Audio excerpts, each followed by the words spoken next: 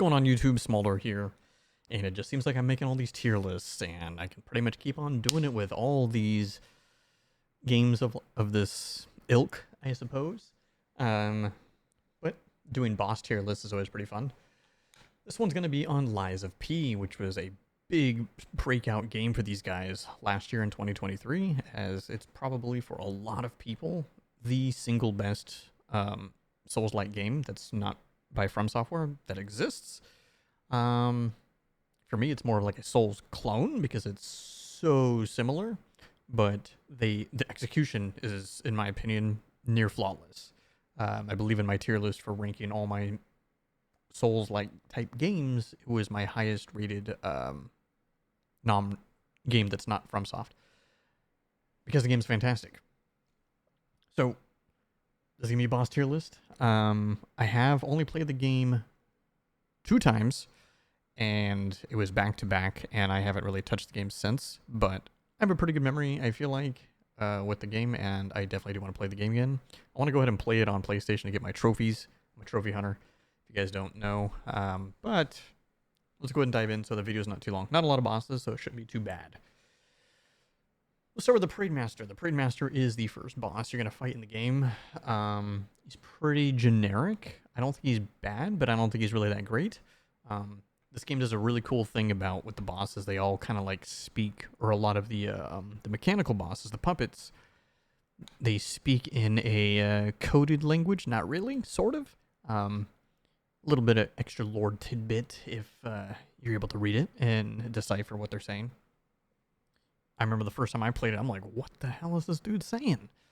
But pretty much every boss also is multi-phase, which is really cool. I always like bosses that are multi-phased. So, it's cool. Next up, we have the Scrapped Watchman. I'm also going to put him C, but he's going to be higher tier in C. Once you kind of like know his moveset, he's very, very basic, very similar. And his phase 2 isn't really much different other than he's faster and now he's electrified. To me, he's a little bit of a step up from the Parade Master, but not by a lot, you know. It is what it is. Next we have King's Flame Fuego. I actually think this dude is also a C tier. I'm going to put him behind the Scrap Watchman.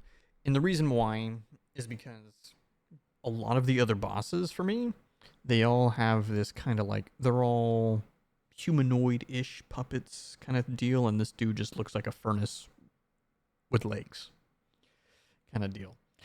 I wasn't a huge fan of the fight. Obviously, I still like that it's a multi-phase fight, which is why he's still C. And again, guys, C is middle of the road. And also another thing to keep in mind is when I'm ranking these bosses, I'm kind of just comparing them to the other bosses within the game as well. I try not to be like, well, you know, in Bloodborne or like in Dark Souls 3, you know, when I'm comparing to these kind of bosses, unless the boss themselves are very similar, I might do that. But I tried to just kind of make my ranking based off of comparing it to the other bosses.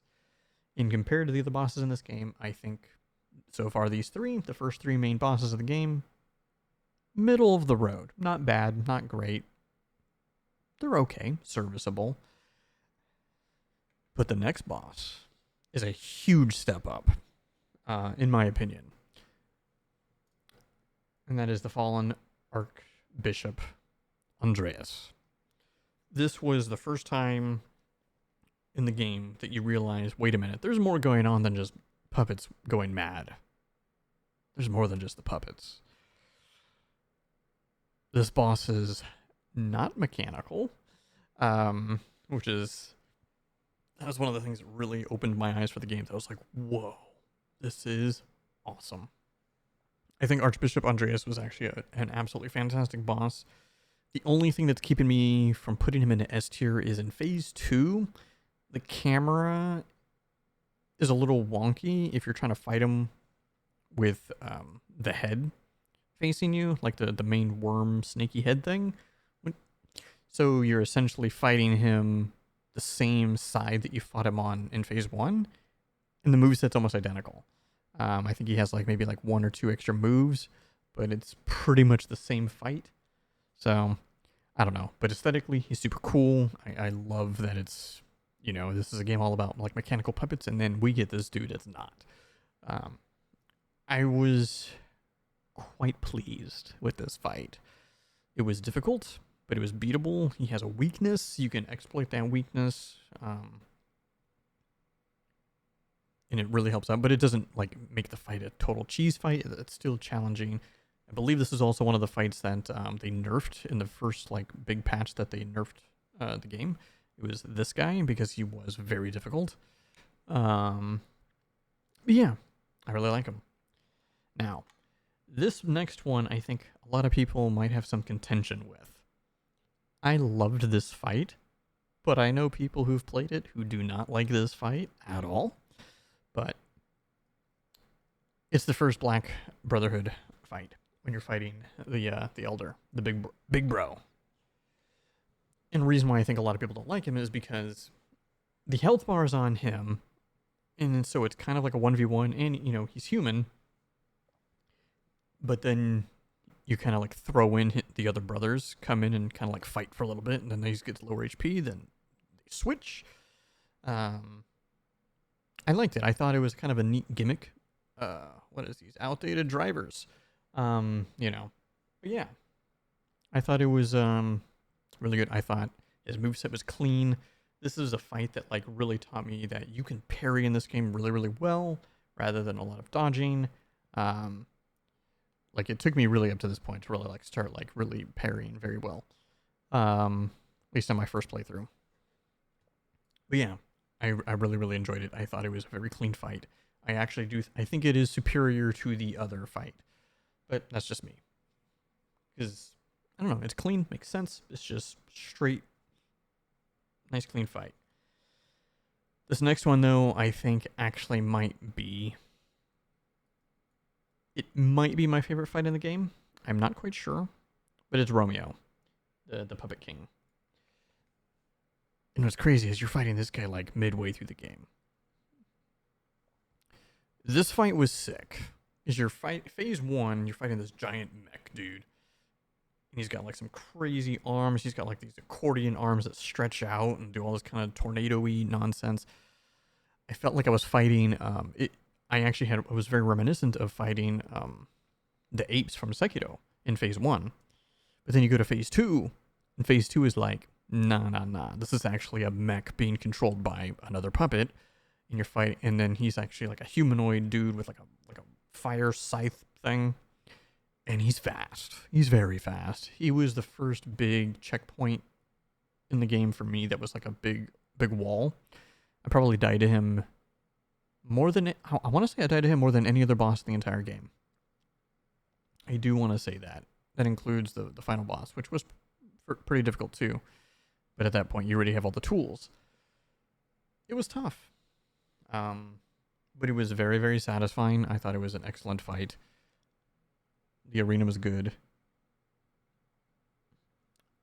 Not much to say, man. King of Puppets was a badass fight. Next up, we have Champion Victor. This is going to be my first in the B ranking. He's okay. But he's better than the guys that I have in C. I'm kind of biased, I guess. I don't know. You know what? I am going to put him in C. I'm going to put him in C, but top tier C. Because he's okay. He's not great. He's okay. He does have a second phase, but it's not really any different than phase 1. It's mostly the same. And his move sets are very... I don't know, extremely telegraphed. He was one of the easiest bosses in the game, I thought. And this is coming from like a game that's like very, very difficult. But yeah, I definitely thought he was one of the easiest bosses in the game. Like, kind of by far. I think I only died to him one time. I think I beat him on my second try when it came to my first playthrough. Yeah, down middle of the road. Another non-mech, though. Okay, so this next boss fight, this one is going to be B. And that is Green Monster. Green Monster, in my opinion, is sick. Because phase 1 is the flesh. Phase 2, it takes... I literally didn't even get this until like, I don't know, maybe like a few attempts in.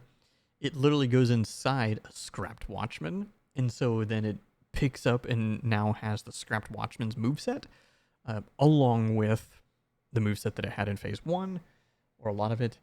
This was a very difficult fight because he's very fast. He's very unrelenting and just constantly attacking.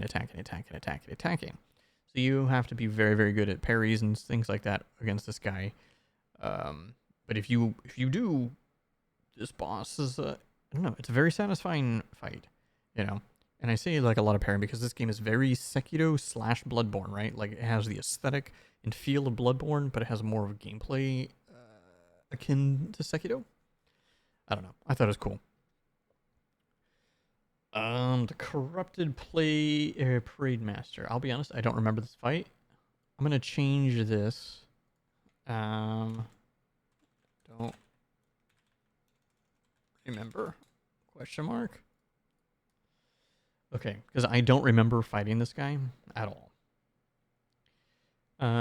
Black Brotherhood. So this is after, you know, you've already beaten down the elder guy. This time you are going to fight all 3. Or was it 3 or 4? I don't know. You fight all of them. And then you fight the elder guy when he's enhanced as the final phase.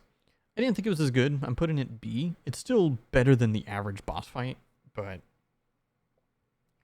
So, if you've watched my other tier lists, I do complain a lot about fights with ads. Generally. There are a few exceptions. And I'm not really complaining about, like, when you fight this guy, I'm not really counting it as ads because they're there, but he's the focus. He's the boss. You don't really beat the other guys, you know. You can whittle their health bar down and then they'll just disappear for the fight, but he's the main focal point. This one, you got them all. And, I don't know, I thought it was annoying in a lot of ways, but I still thought it was a good fight. Because it kind of like really depends like which one you're gonna focus. You're gonna focus the little dude that's quick little nimble dude. You're gonna fight the guy that's kind of like average with, I think he has a spear or something like that. And then you get the big boy at the end, but he has like new moves, which is cool. All right, so this next boss is wild. So before we do that, because there's only 3 more main bosses, we have a lot of mini bosses. Most of these mini bosses are kind of average. I'm going to put, so E is my lowest tier here. Puppet of the Future, I don't know, it's whatever. All of these other guys, I'm going to give them D tier. Door Guardian will be separate. White Lady, she's better than Mad Donkey. Survivor, the Atoned, Owl Doctor. Actually, you know what? I am going to put Red Fox and Black Cat. These guys are going to be higher. These guys are C tier, but still average. I do think White Lady was the cooler fight, just purely because of how it happens, I guess. Robber Weasel, I believe, was the last one of these guys that you fight. I think. I'm trying to remember exactly, but I believe so. But yeah. White Lady was okay, but at the end of the day, they're all very, very easy. Every single one of them is pretty simple. Red Fox, Black Cat are the harder ones because they're an actual boss fight. And I'm bumping them up to C tier because you did get to know these guys the whole game. They're NPCs throughout the whole game. So you finally fight them. The Door Guardian and Wake of Illusions. Alright, Mad Clown Puppet, by the way, gets C tier because this boss is it's not hard, but it's dumb as shit. I hated this boss, dude. You know, like, well, one, you can skip it. You can just run past this bitch. You can just, you know, run totally past it because this is the dude that's right before you get to the Opera House or whatever the hell it was called. Walker of Illusions. I don't know where to put this because this fight was like, this is a one-shot fight. I'm putting it in D tier. I'll put it above the others just because it's a little bit different. The Door Guardian, I'm putting this D tier as well. Low D tier. Okay. These guys nobody really gives a shit about. Okay. People just care about the big bosses. and Laxasia or whatever. Man, this is tough because I do kind of want to put. No, she is getting S tier, and she's getting above the Brotherhood. She's right behind Romeo. Phase 2 is just too good. Phase 2 for her fight is badass. It is actually a badass fight. I mean, she's flying. She's got the lightning stuff. The only thing that like was maybe tempting me to putting her to A tier is because, well, phase 1 isn't that hard once you kind of get it down. And her weakness, she is extremely susceptible to her weakness and kind of trivializes the fight. But if you don't use it, it's a very challenging fight, I feel like, if you don't do that, which she's weak to poison. But yeah, man, I thought she was really, really cool. So now we have what we thought was the final boss of the game. I'm putting him low B tier. I want to put him higher, but the fight is just too easy. And so if you've watched any of my other tier lists, I do rank difficulty as part of the criteria into how I rate a fight. Now, it could be an extremely easy fight, but that also doesn't affect my ranking, or it could be an extremely difficult fight, it doesn't really affect the ranking, but it could also be extremely difficult in a bad way, or it could be extremely easy in a bad way. And it's an extremely easy fight that slightly teeters me to knocking him off of A tier. Phase 1 is an absolute joke, and Phase 2 is still pretty much a joke. You know, there's not really much to it, but it is visually really cool, and he has a lot of moves. Like Phase 1, unfortunately, I think it is like the bigger detractor, because Phase 1 is just a joke all around. It's easy. He has like practically no moveset. It's extremely simple. His HP is non-existent. You know. But Phase 2 is pretty damn cool. It just wasn't hard enough, for what we was supposed to be the final fight of the game, and I believe it can be if you don't do the other ending. This could potentially be the final fight of the game, and to be that, it should be more difficult, because Laxasia was badass, right? Like, I put her in S tier. Like, her fight was sick. But, you know, that's Simon. What are you going to do? But the true final boss of the game is none other than, basically, your daddy. It's Geppetto. And he is controlling the Nameless puppet. Nameless puppet, for me, is the second best fight of the game. It's still behind Romeo. I do think Romeo is the best. And I was kind of like teeter-tottering. Is it Romeo? Is it Nameless puppet? Man, it is tough, because Nameless puppet is hard. It is in my opinion, it is literally the hardest fight in the game. It is very challenging, but it's very satisfying. And see, one thing what's great about Lies of P and a lot of the bosses, there's a couple exceptions, but because almost all the bosses are very humanoid, the camera works very well for pretty much most of these bosses. And that's something that the Souls games can't really say, because there's a reason why a lot of the best bosses are usually more humanoid, because the camera works better. There's a couple exceptions to that, of course. But it was fun, man. He's got a badass moveset. Phase 1 and Phase 2 is sick. I don't know. Anyways, I don't want this video to be too long. I'm trying to keep them shorter. And because there's not a lot of bosses, this is my tier list. Let me know what you guys think down below. If you agree, disagree, where you would rank some of these bosses, why you would rank them, that kind of thing.